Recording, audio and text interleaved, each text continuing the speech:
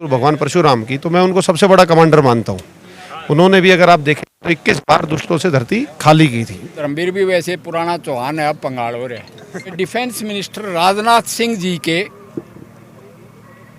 Drawing room में मैंने भगवान परशुराम की मूर्ति देखी और उन्होंने बड़े फख्र से कहा कि भाई मेरा गोत्र भारद्वाज है।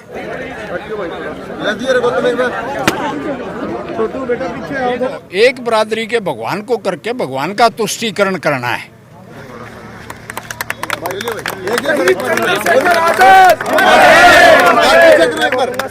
दूसरे अस्पताल में भूखा उल्टा बच्चा बता दिया, हम तो सारे डर गए। उसके बाद में मैं शंकरगिरी हॉस्पिटल में आ गई और मुझे वहाँ पर नॉर्मल डिलीवरी हुई है। मैं और मेरे बच्चे दोनों ठीक हैं। मरीजों के विश्वास का दूसरा नाम SMSG हॉस्पिटल रोहतक गेट। एक बार सेवा का मौका अवश्य दें। नमस्कार दोस्तों, मैं हूं आपका दोस्त विनोद शर्मा और बापोड़ा गांव जो कि काफी ऐतिहासिक गांव है, जहां पर फौजियों की बात करूं तो हर घर से फौजी निकलते हैं। ऐसा गांव जो देश का सीना चौड़ा करने का काम करता है, वो घर, एक एक घर की बात कर रहा हूं। आज फिर देश का सीना चौड़ा कर दिया इस गांव ने। इतिहास में ये चीज़ें, ये चर्चाएं जरूर आनी चाहिए और लोगों को देखनी जरूर चाहिए। सामने आपको शहीद चंद्रशेखर आज़ाद पार्क नाम से पार्क दिखाई दे रहा। हालांकि शुरुआती दौर है इस पार्क का, लेकिन मैं सलाम करता हूं इस गांव की हर माता को जो कि अच्छी सोच के बच्चे पैदा करते हैं और वो बच्चे देश की सेवा करते हैं, देश की सुरक्षा करते हैं, देश का नाम रोशन करते हैं। यहाँ के चाहे बात कर लें, चाहे VP सिंह जितने जनरल जैसे हुए हैं, आज राज्य मंत्री का किरदार निभा रहे हैं भारत सरकार में, या फिर और जितने सारे यहाँ के फौजी हैं और दूसरी सर्विसेज में फेमस हैं, काफ़ी ज़्यादा प्रसिद्ध हैं और देश में कहीं ना कहीं स्थापित हैं। तो एक और ये कड़ी जुड़ गई है बापोड़ा गांव से और लाइव तस्वीरें आपके साथ लेकर के आ गया हूँ। दोस्तों देख सकते हैं किस तरीके से यहाँ पर है। अब शहीद के नाम पर राजनीति बहुत होती है। शहीद चंद्रशेखर आज़ाद की बात कर लें, पंजाब इलेक्शन हुआ तो वहाँ पर अब आम आदमी पार्टी कह रही है कि ये मूर्तियाँ स्थापित होंगी, प्रतिमाएं लगेगी वहाँ के दफ्तरों में।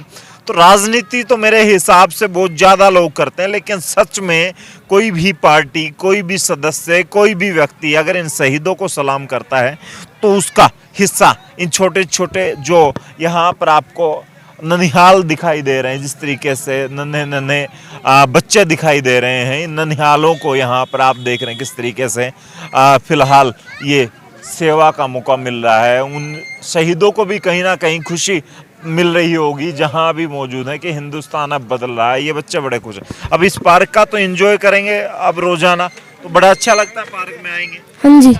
कैसा लगता है इस पार्क में आना? बहुत अच्छा। अच्छा, किस नाम से पार्क? चंद्रशेखर आजाद, शहीद चंद्रशेखर आजाद। पढ़ते थे कभी शहीद चंद्रशेखर आजाद के बारे में? गुड़िया, नाम सुना है चंद्रशेखर आजाद का? शहीद हुए हैं वो? हाँ। अच्छा, और कौन से शहीद को जानते हो इनके साथ? भगत सिंह का भी नाम सुना होगा। हाँ, और मौलाना आजाद का,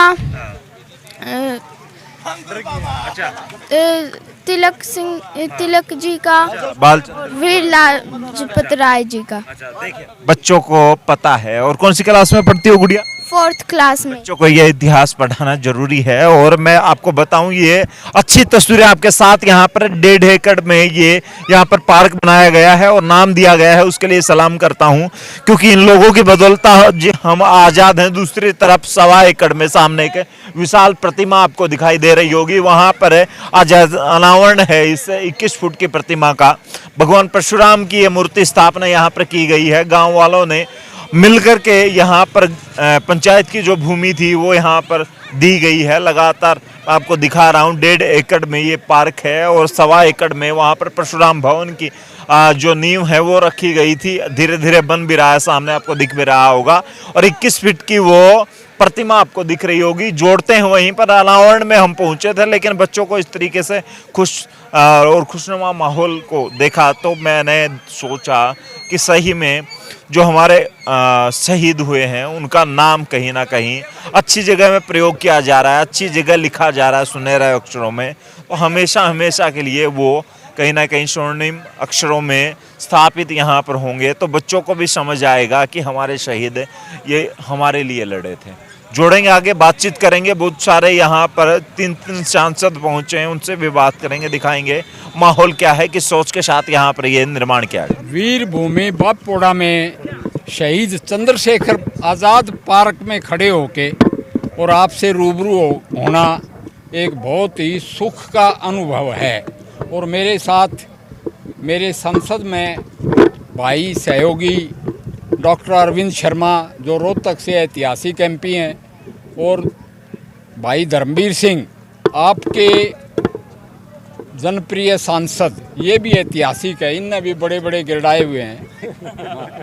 तो वो मेरे साथ हैं और हमने आज चंद्रशेखर आज़ाद जी की प्रतिमा का भी अनावरण किया और भगवान परशुराम की प्रतिमा का अनावरण किया। वो ब्रह्मांड के विष्णु के छठे अवतार और दुष्टों का दमन करने वाले। और साथ में जो धर्मशाला बन रही उसमें हमारा सभी का योगदान, इससे हमें बड़ी अच्छी अनुभूति होती है। और हम ये कहेंगे कि जैसा मैंने कहा भाई धर्मवीर, मैं राज्यसभा का सबका सीर का हूँ, मैंने तू अपना हल्कम बुलाता रहे। और अरविंद को मैं बताऊंगा भाई तेरा भी ये गांव गोद ले रखा और तो भी बुलाइए मैंने। पंजाब में सीएम बनते ही भगवंत मान ने 2 मूर्तियों की वहां पर ऑफिसों में लगवा दी, यहाँ पे भी चंद्रशेखर आजाद के नाम पर। तो शहीदों का इस तरीके से सामने आना, बच्चे आज देख रहे हैं, तो भविष्य पर उनके कितना असर पड़ेगा इस चीज़ का?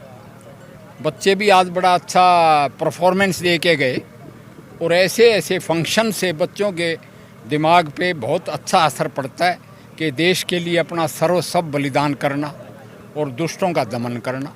वो भी आगे के, जैसे धर्मवीर जी ने कहा, करप्शन के खिलाफ और अत्याचार के खिलाफ चंद्रशेखर आज़ाद बनेंगे। आपने मंच से एक बात कही कि भगवान किसी एक बिरादरी के नहीं होते, आपने जिस तरीके से बताया वो किस्सा, तो क्या कहेंगे सर परशुराम भगवान? देखो, एक बिरादरी के भगवान को करके भगवान का तुष्टीकरण करना है।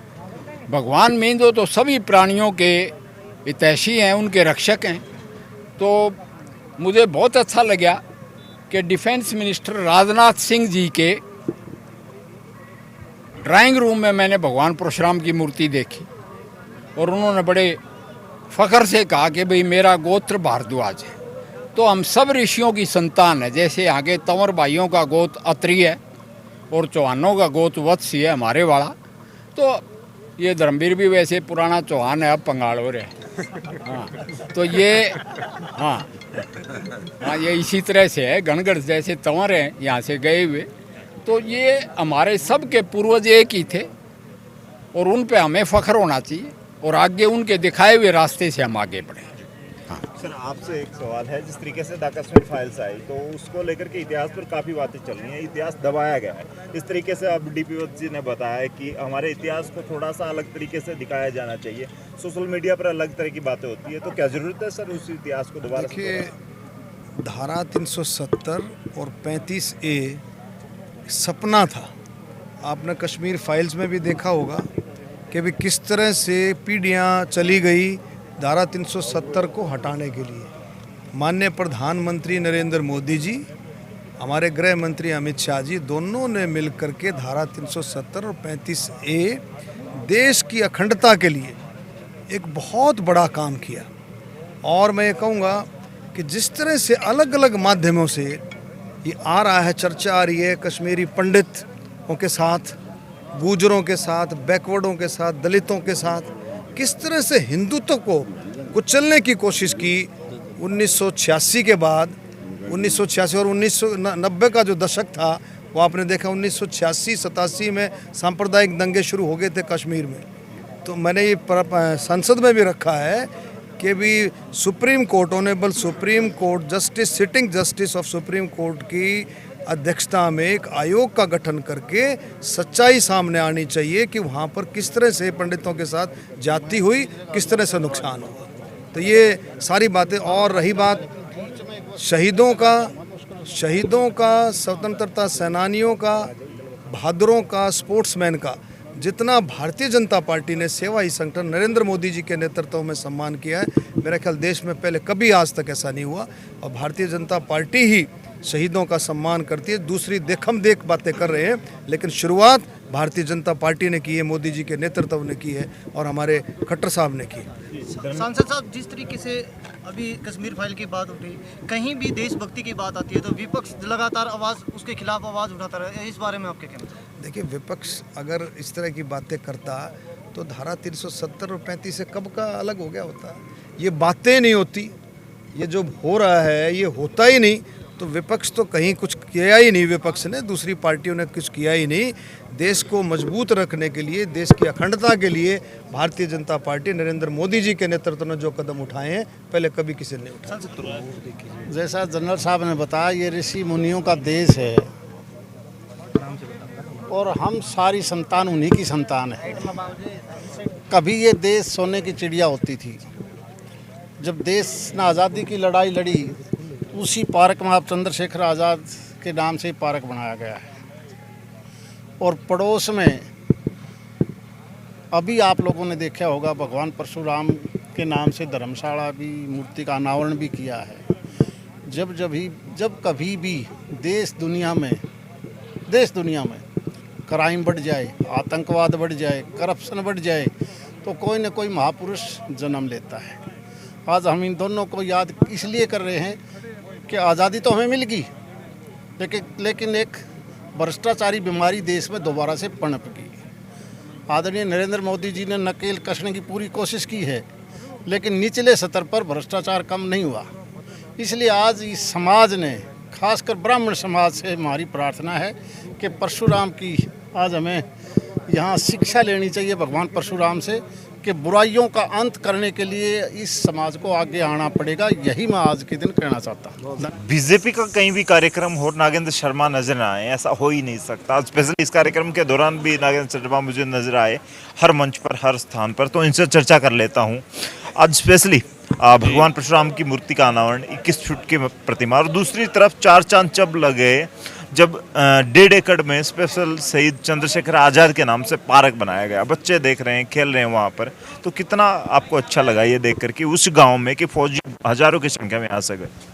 देखिए, सबसे पहले तो बापोड़ा, अगर मैं बात करूँ इस गांव की, हमारे जनरल वीके सिंह जो कि मेरे मंत्री भी हैं और फौज के जनरल चीफ भी रहे हैं, वो भी इसी गांव से आते हैं। इसी तरह अगर आप देखो कि तमाम हर घर में से यहाँ से एक सैनिक है, और सैनिक महत्व समझता है एक शहीद का।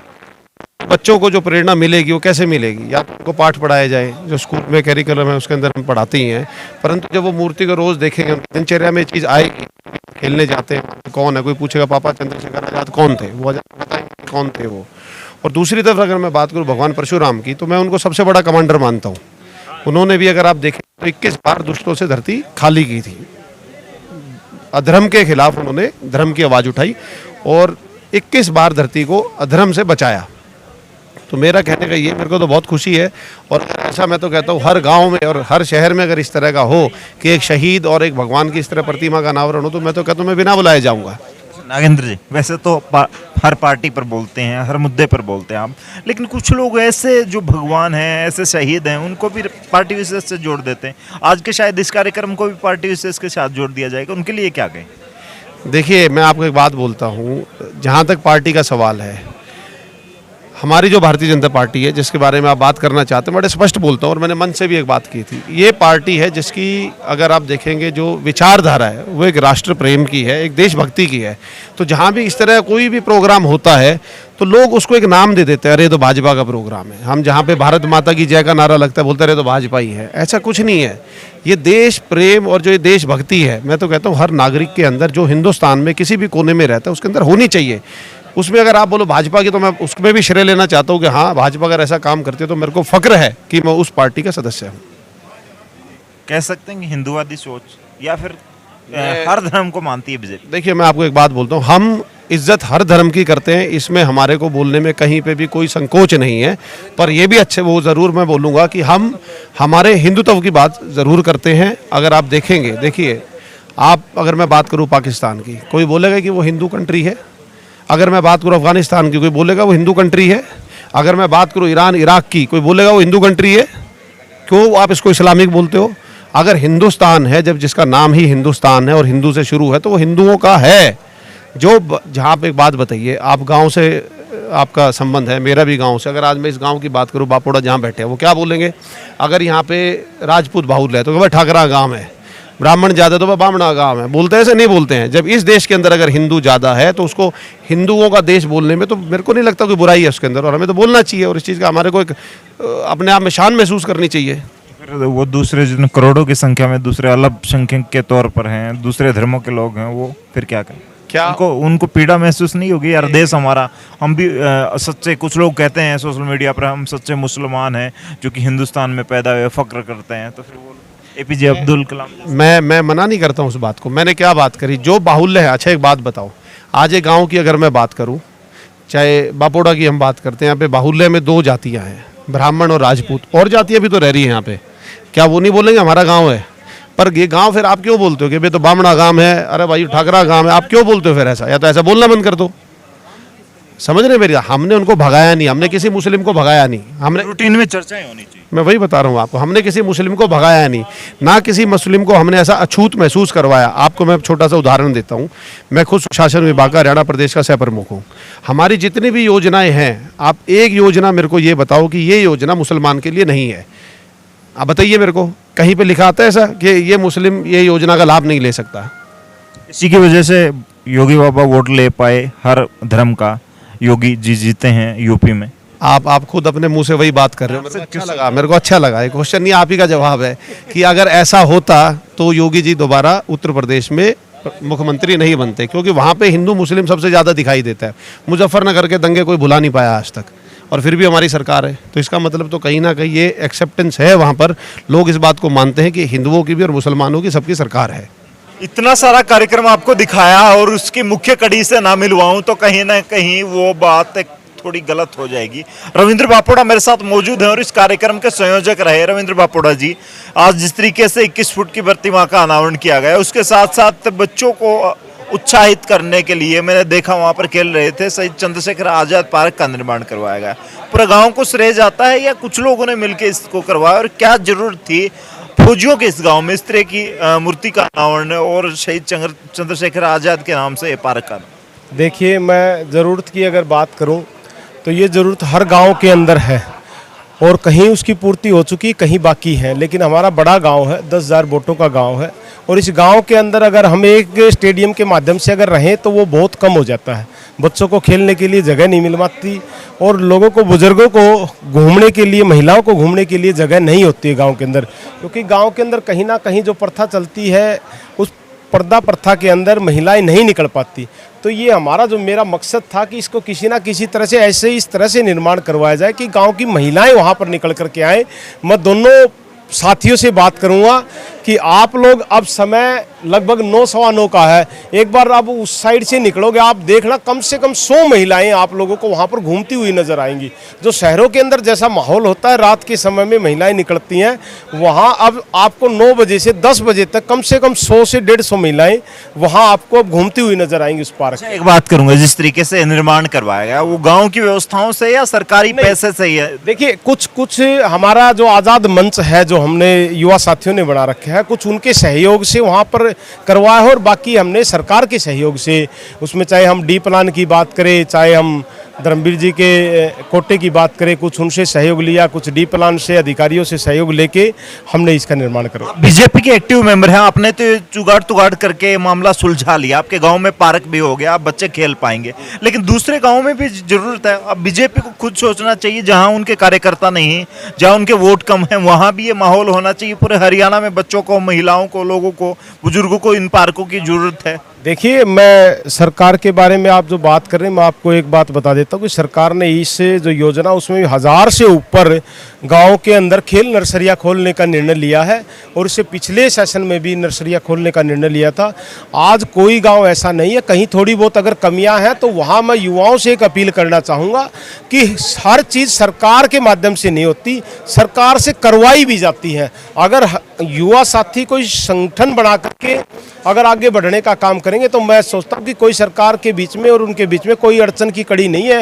हर काम आजकल आसानी से हो जाता है। हजारों फौजियों का एक गांव, हर गांव में फौजी, हर घर में फौजी हैं, पूरे गांव में फौजी हैं, तो क्या कहेंगे इस तरह के पार्क से, शहीदों के नाम से, और एक तरफ भगवान जिस तरीके से छठवें अवतार भगवान के माने जाते हैं, उन प्रतिभाओं से असर पड़ेगा आने वाले भविष्य? देखिए मैं मेरे गांव की बात करूं तो मेरे गांव से हजार नहीं, मैं कहूंगा कि मेरे गांव के जितने परिवार हैं उनमें 75% परिवारों से कोई ना कोई फौज में है।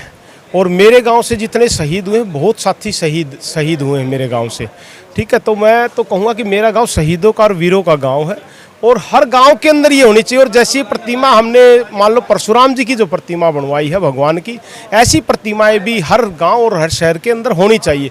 क्योंकि अगर हम इन चीज़ों का निर्माण नहीं करवाएंगे तो आने वाली पीढ़ियां याद क्या रखेंगी। ये एक ऐतिहासिक निर्णय है। इन निर्णयों के अंदर युवाओं को प्रेरणा भी मिलती है और उनको अपने पीछे के इतिहास के बारे में भी जानकारी मिलती है। अब ये प्रतिमा है, देखिए कि यहाँ से गुजरने वाला हर युवा या तो अपने आप से पूछेगा कि ये कौन है, या उस परिवार से पूछेगा, किसी ना किसी से उसके बारे में खोजबीन करने का प्रयास करेगा। तो बापोड़ गांव ने जिस तरीके से इतिहास रचा, 21 फुट की प्रतिमा का अनावरण, उसके साथ साथ शहीदों के नाम पर इस पार्क का अनावरण किया गया, क्या कहेंगे? कमेंट बॉक्स में अपनी राय जरूर दें, इस वीडियो को शेयर करें, लिखें क्या हर गांव को जरूरत है इस प्रकार की महात्माओं पर और शहीदों पर पार्क या व्यवस्था सेट करने की, क्या कहेंगे? कमेंट जरूर करते रहें। तब तक के लिए धन्यवाद, राम राम, जय हिंद।